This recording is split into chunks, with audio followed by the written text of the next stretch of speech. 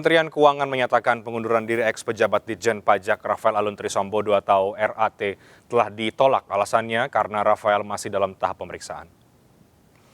Wakil Menteri Keuangan Swasil Nazara mengatakan pengajuan pengunduran diri Rafael telah ditolak. Rafael tetap berstatus ASN. Ia menjadi sorotan setelah anaknya Mario Dandi Satrio menjadi tersangka dalam kasus penganiayaan David Ozora. Korban penganiayaan Mario Dandi itu merupakan anak salah satu pengurus pusat dari GP Ansor. Akibat penganiayaan yang dilakukan Mario Dandi, David harus menjalani perawatan intensif di Rumah Sakit Mayapada. David sempat koma namun kondisinya semakin membaik.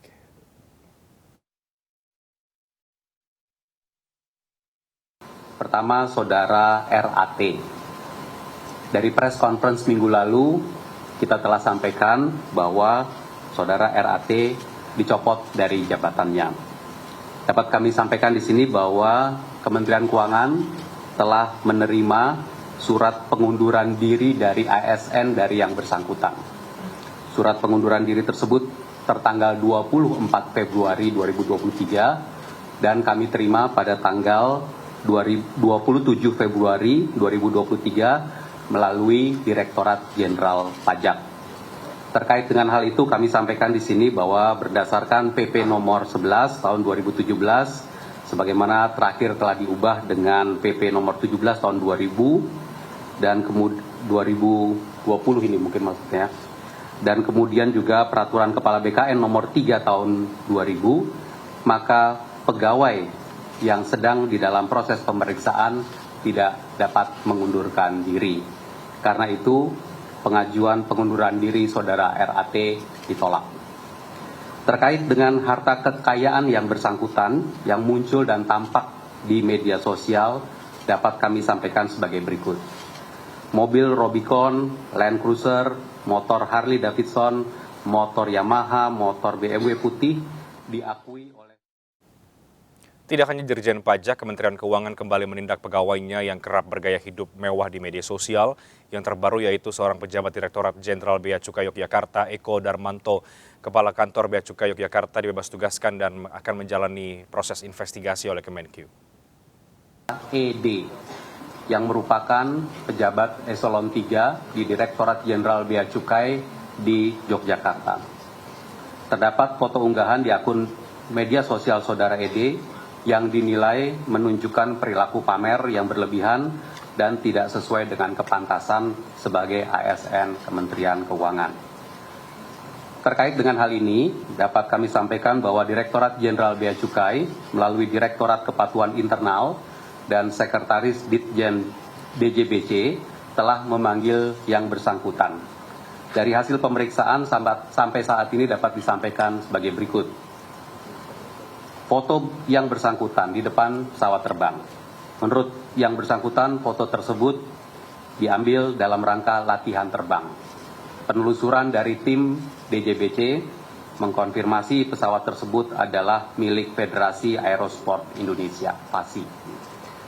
Terkait dengan unggahan foto yang bersangkutan yang berlebihan atau pamer, yang bersangkutan telah mengakui kesalahannya dan berjanji akan memperbaiki. Ketiga, dari pemeriksaan yang dilakukan oleh Direktorat Kepatuhan Internal di Ex-pejabat Ditjen Pajak Rafael Alun Trisambodo dipanggil KPK untuk klarifikasi soal harta miliknya sejumlah 56 miliar rupiah.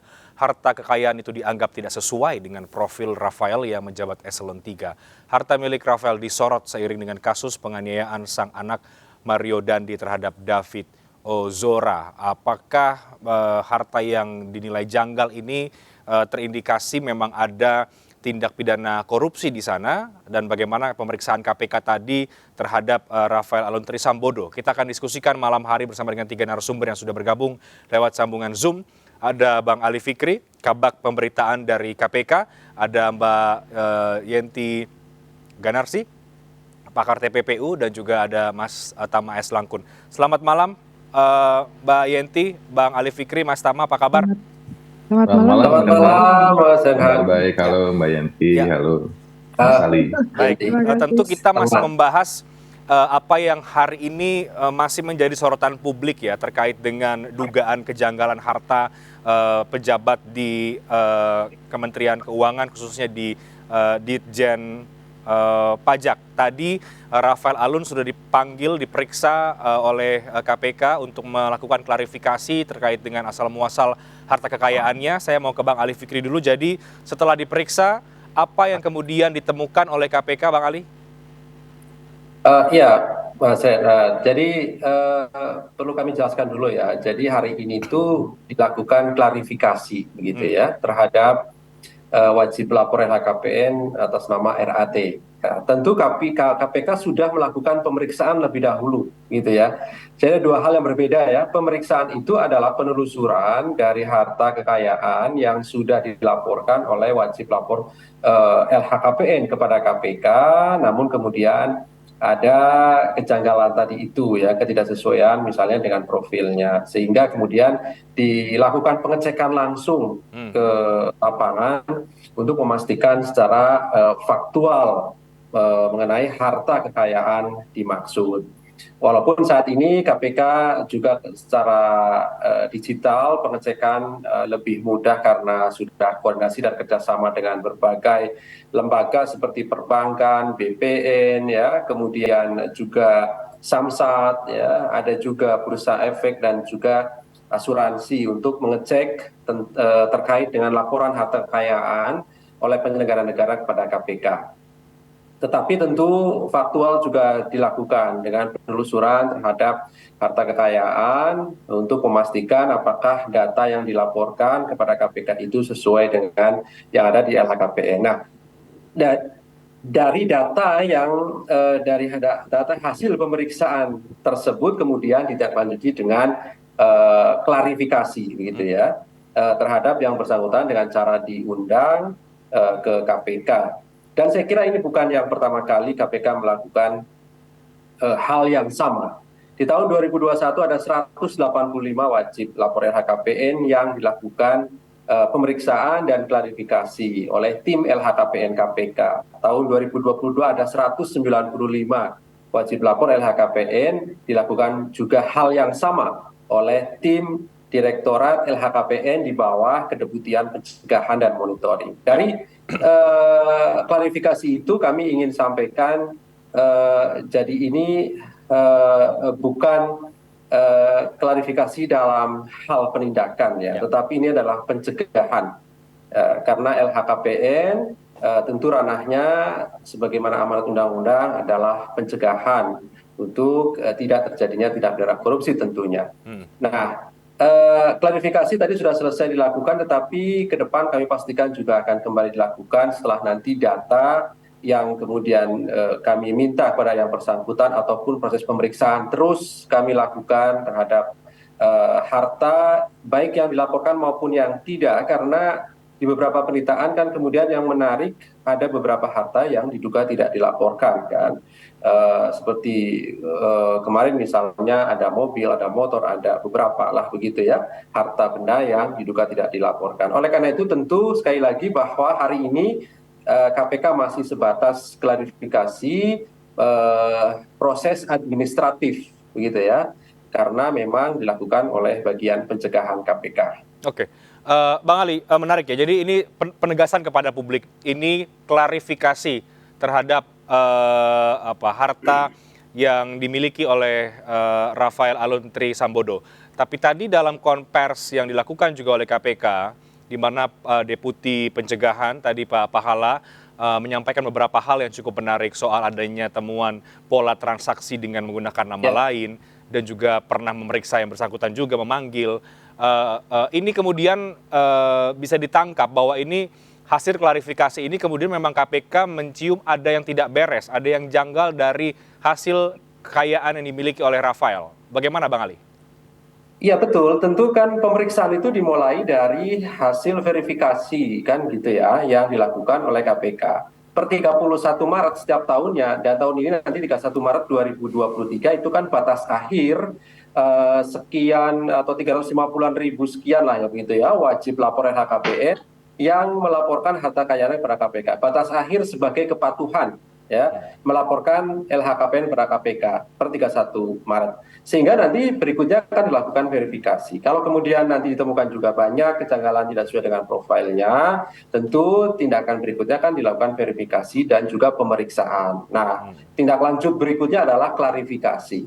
Nah, hasilnya apa? Sebagaimana sudah sampaikan, tahun 2008 yang terakhir yaitu kan tahun 2020 terhadap RAT ini kan tadi juga sudah dijelaskan ya, 2018 juga pernah dilakukan pemeriksaan dan hasilnya tentu diserahkan pada inspektorat. Karena ini kan aspek pencegahan begitu ya. Pada inspektorat bidang investigasi di Kementerian Keuangan. Harapannya tentu ada sanksi administratif yang kemudian diberikan misalnya terkait promosi, mutasi dan lain-lain ya terkait dengan kepegawaian. Karena memang sejauh ini aturan normatifnya ya sebatas itu gitu ya. Tidak ada sanksi pidana misalnya terkait dengan pemeriksaan LHKPN pada ranah klarifikasi dan pemeriksaan oleh Direktorat LHKPN KPK.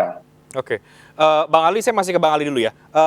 Jadi hasil klarifikasi tadi apakah bisa disampaikan? Jadi sebetulnya harta-harta yang kemudian muncul ke publik ini, apa jawaban dari Rafael tadi itu? Karena tadi Pak Pahala sempat membocorkan bahwa ini Rubicon bukan miliknya dan lain-lain. Apakah ini juga lebih dalam lagi? Apa saja jawaban dari yang bersangkutan tadi, Bang Ali?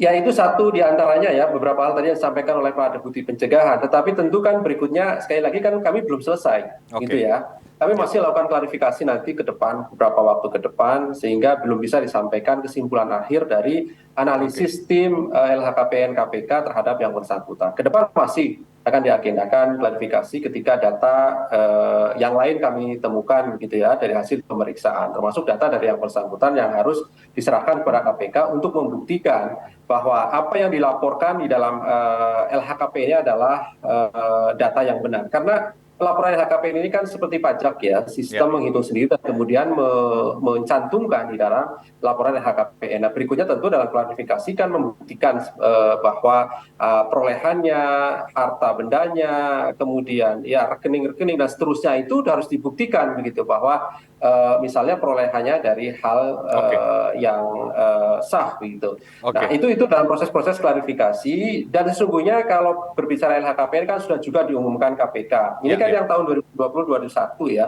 Yang 2022 kan nanti batasnya 31 Maret. Nah, tentu kan setelahnya sudah diumumkan sehingga masyarakat publik itu kan bisa secara bebas karena itu sebagai bentuk keterbukaan harta kekayaan pejabat publik itu setelah nanti dilakukan verifikasi itu bisa diakses semuanya, dilihat harta kekayaan termasuk RAT ini gitu. Oke, menarik. Saya elaborasikan lebih jauh lagi dengan Mas Tama dan juga Mbak Yenti. Saya ke Mbak Yenti dulu. Mbak Yenti, isu yang sekarang menjadi sorotan publik ini sekarang sudah ditindaklanjuti oleh KPK dengan mau melakukan klarifikasi terhadap yang bersangkutan. Apa yang penting yang menurut Mbak Yenti perlu ditelusuri lebih jauh lagi dari temuan-temuan soal kejanggalan harta dari Rafael ini? Bahkan Bu Menkyu sendiri sudah mengatakan doesn't make sense katanya hartanya 56 miliar ini. Ya, terima kasih. Nah ini saya sebelum masuk ke menjawab pertanyaan itu saya ingin menegaskan atau bertanya juga boleh lah. Itu memang di bagian pencegahan ada LHKPN itu maksudnya kan gini, mencegah agar pejabat negara itu tidak korupsi, tidak ada uang hasil kejahatan, tidak ada TPPU dengan cara harus melaporkan LHKPN-nya. Itu sampai di situ ya. Tetapi ketika bagian pencegahan itu menerima LHKPN kemudian ada seperti ini, ya harus ada sistem bahwa ini harus didalami lagi. Mungkin langsung diserahkan kepada bagian penindakan gitu. Jadi bukan, tadi juga disampaikan bahwa ternyata motornya juga bodong. Nah kalau bodong kan dapat lagi pasal itu. Masa ada pejabat negara motornya juga bodong, motor mahal kan gitu ya. Kemudian masa ada Rubicon dibeli di gang, itu kan juga, itu kan LHKPN yang ketika LHKPN itu tidak cocok dengan profilnya itu langsung nempel ke TPPU. Mudah-mudahan tidak terlupakan ketika Undang-Undang 28 tahun 99 dan kemudian masuk ke Undang-Undang KPK tahun 2004 itu sudah dijelaskan bahwa LHKPN yang mencurigakan itu lengket dengan TPPU karena 2004 itu TPPU sudah ada 2002. Jadi mestinya pendekatannya seperti itu bahwa ini ada beberapa yang mencurigakan. Jadi saya mohon maaf Pak Ali Fikri, pencegahan tuh di ranah bahwa setiap pejabat negara harus membuat laporan. Itu adalah untuk mencegah supaya tidak korupsi. Karena apa? Karena pejabat itu akan per periode atau pas ada masalah atau ketika perpindahan jabatan itu akan diminta laporan kekayaannya. Itu pencegahannya di situ. Dari filosofi pencegahannya itu di situ, bahwa ada LHKPN loh, hati-hati gitu ya. Tapi ketika LHKPN itu ada masalah-masalah, maka kita harus mencari klarifikasi dan akurasi apakah memang semua sudah. Kalau sudah, makanya kan kita ingin jawaban bahwa kementerian apa menyebutkan kami 100%, ya itu kan lapornya. Tetapi apakah yang 100% itu memang tidak bermasalah atau bermasalah? Nah, seandainya ada masalah, saya nggak tahu capacity building yang sudah ada berkaitan LHKPN di KPK itu seperti apa. Ketika ada seperti ini, kapan dia menjadi ke awal penyelidikan gitu ya? Karena ini bahaya sekali kalau ini banyak hal yang kecewa ya dengan jawaban, bahwa kan tadi yang mengatakan oh jawaban KPK kok seperti lawyer yang diperiksa, itu kan sudah mengerikan sekali bahasa itu. Sementara kita itu sedang melorot dari 38 menjadi 34. Kemudian KPK-nya jauh dari harapan publik ya, menyampaikan seperti ini, dan ini penyampaian yang kurang tegas dan kurang, kita memang begitu hati-hati. Jangan sampai ini, kalau ini ya kena nanti. Harusnya kan seperti itu. Publik kita harus dibegitukan. Karena kalau tidak begitu kan nanti kita ada persepsi bahwa KPK seperti lawyernya. Nah ini harus dijaga. Harus dijaga persepsi-persepsi yang muncul karena penyampaian dari KPK. Jadi kenyataannya Ibu Sri Mulyani sendiri mengatakan ini sesuatu yang unusual gitu ya. Kemudian bahkan yang di Jogja sudah dicopot, ya itu tidak ada masalah kan. Nah, itu masalah administrasi, oke, administrasinya udah jalan. Tetapi ini harus kita lihat, tidak semudah itu bahwa ternyata beli dari di gang. Kok bisa? Ada orang di gang punya Robicon, kok dibeli gitu kan, berapa harganya? Kalau murah berarti penadahan dong gitu kan. Kok ada harga murah di gang, itu harus dilihat KTP-nya siapa. Sekarang ada di kakaknya. Ini kan sebetulnya sangat dekat dengan modus-modus TPPU itu ya seperti itu, menggunakan sesuatu yang nama orang lain. Ini kita harus waspadai. Saya tidak menuduh, tetapi banyak hal itu modusnya seperti itu, dan kita semua penegak hukum dan kita semua harus waspada terhadap hal-hal seperti itu. Tetap harus mencari bagaimana caranya. Jadi kalau harusnya kan kalau memang ini nanti ada, jadi ketersangkaannya dulu tuh, dugaannya dulu adalah memang dari TPPU. Ini ada transaksi yang mencurigakan dari TPPU, didalami TPPU nanti memunculkan kejahatan asalnya. Jadi jangan dibalik. Ini memang strateginya TPPU pada waktu itu dibangun tahun 1988 ya di Vienna Convention. Itu memang seperti itu, untuk mendapatkan diketemukan kejahatan asalnya, misalnya dalam hal ini korupsi, bukan masuk dari dugaan korupsi, tapi masuk dari dugaan ada transaksi yang mencurigakan, begitu. Oke, jadi menurut Anda seharusnya yang kemudian dari hasil hari ini sudah tidak lagi ke bagian pencegahan, Mbak Yenti, atau bagaimana? Karena sudah ada indikasi-indikasi tadi yang tadi Anda sebutkan. Betul, menurut saya gini, saya tidak tahu kapasitas capacity buildingnya di sana ya, tapi harus sudah ada ukurannya. Kapan kalau sudah memang harus diserahkan ke bukti penyelidikan, itu harus sudah dimulai. Maksud saya gini, yang namanya kita akan mencari sesuatu itu kan filosofinya. Apa sih pencegahan kan gitu ya, maksud saya ya. Nah, pencegahan itu dengan cara harus LHKPN itu di situ kan. LHKPN. Nah, setelah itu kita juga jangan LHKPN itu ternyata tidak akurasi, maka kita tanyakan ke LHKPN buildingnya ini ya, di LHKPN ini berkaitan dengan yang mencurigakan itu bagaimana, berkaitan dengan yang 100% dan kemudian diupload itu bagaimana. Karena di KPK dimanapun itu kan ada ruangan di mana masyarakat ikut mengawasi gitu ya, tapi harus ada penjelasan. Kalau hanya ditunjukkan begitu saja bagaimana gitu kan.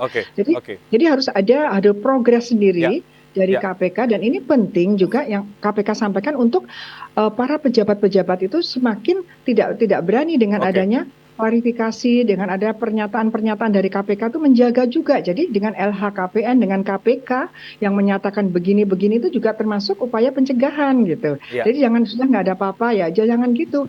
Itu kan kok sampai hanya begitu saja, sehingga kemarin muncul tidak akan bayar pajak. Sekarang muncul lagi bahwa KPK menjadi lawyernya. Ini kan Ya, miris lah mendengarnya oke, ya dari oke. Ya, netizen itu. ya, ya. Iya. Mas Tama tahan dulu, saya harus kasih kesempatan Bang Ali Fikri untuk menanggapi. Silakan, Bang. Ya, Lanjut. rupanya kami berpandangan dengan Bu Yanti ya terkait dalam praktek TPPU. Eh, ini justru pertama kali KPK ya, ketika kemudian melakukan klarifikasi bukan dari proses penyelidikan dan penyidikan yang dilakukan oleh KPK. 195 yang kemudian KPK lakukan verifikasi dan pemeriksaan adalah dari bagian proses penindakan yang sedang dilakukan oleh KPK. Kan biasanya larinya dari situ gitu ya.